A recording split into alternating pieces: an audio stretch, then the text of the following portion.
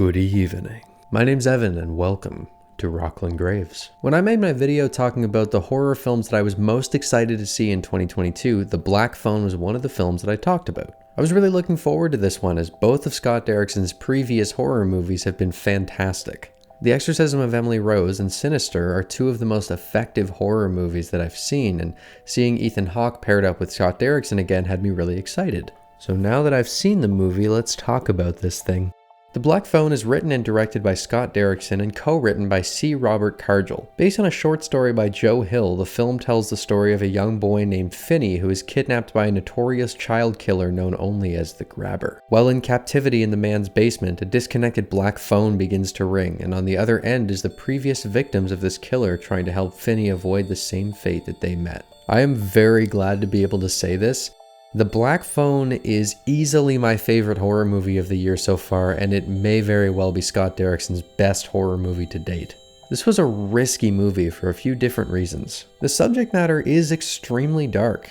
This is a movie about a man kidnapping and murdering children. You don't often see this kind of material as the focal point of big budget, theatrically released movies, and it can make it pretty hard to market to a general audience. The biggest risk in making this movie is that the stars of the film are all children, meaning that the quality of the movie is reliant on child actors. That can be a death sentence for your movie, but I was absolutely blown away by the performances here. You really grow to care about and root for these characters thanks to these young actors bringing life to them in such a believable way. These kids have to do some tough scenes and they absolutely killed it every time. There wasn't a moment where I was taken out of the movie because of poor acting, and I got chills a few times from the way certain lines were delivered. Mason Thames is incredible in the lead role as Finney, and he delivers on every single thing this script asks of him. His drive to escape feels so real, and the little glimpses of hope in his eyes when he sees a potential way out felt equally genuine. Madeline McGraw plays Finney's sister Gail, and holy shit, she is absolutely perfect.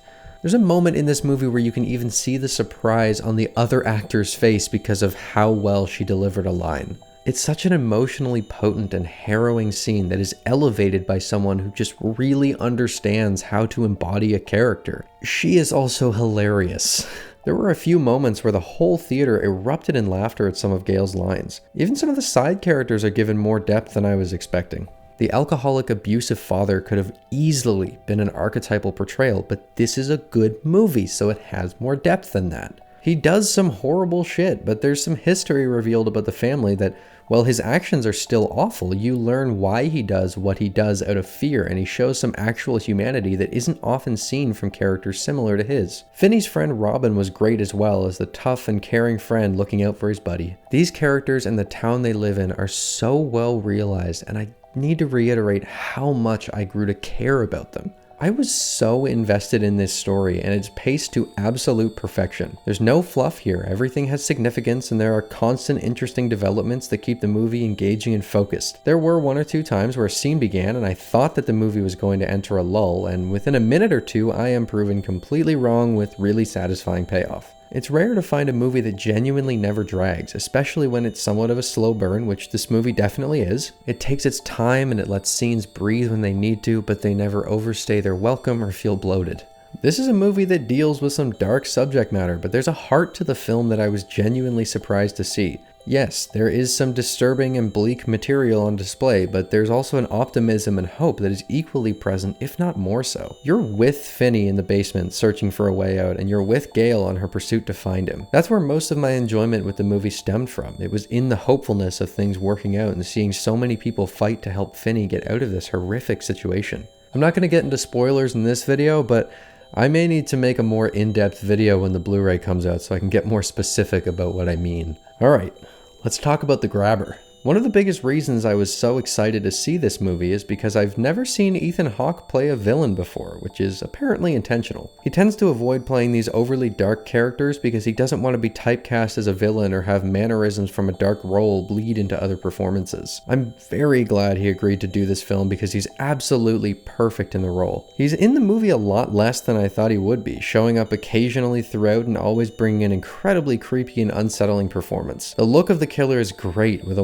wonderful mask designed by the legendary Tom Savini and crafted by Jason Baker. It's hard to have a horror movie mask these days that is genuinely original and memorable because we've seen so many of them. I think the Grabber is going to be a look that's going to stick in the world of horror. We really don't learn anything about the killer, and his appearances are very sparse, so there's this eerie mystery surrounding him. The scenes when he is there are great. There's one sequence that is one of the most suspenseful things I have seen in a long time. When shit kicks off with this dude, he is intimidating as all hell. The film is also very well shot with a distinct visual feel and great use of motion. It's got a brownish gray color palette, which can get very boring in some movies, but that's never an issue here. 8mm film is used for the dream sequences throughout the movie, which is something I really like to see when it's used in the right context. The soundtrack is serviceable, although not as memorable as Sinister's, although the theme for the opening credits is really good. That whole opening credit sequence was just awesome.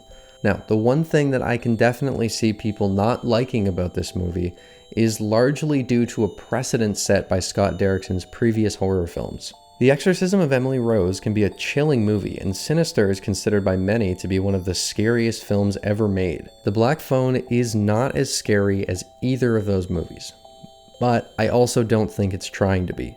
This movie is focused more on story and characters than it is on scaring the viewer. That's not to say his previous films sacrificed substance for scares, that's absolutely not the case, but it didn't feel like The Black Phone set out to be as frightening as either of those movies. It has its moments with some creepy imagery and suspenseful sequences, but I think if you're looking for something that will deliver the horror present, especially in Sinister, you may be disappointed.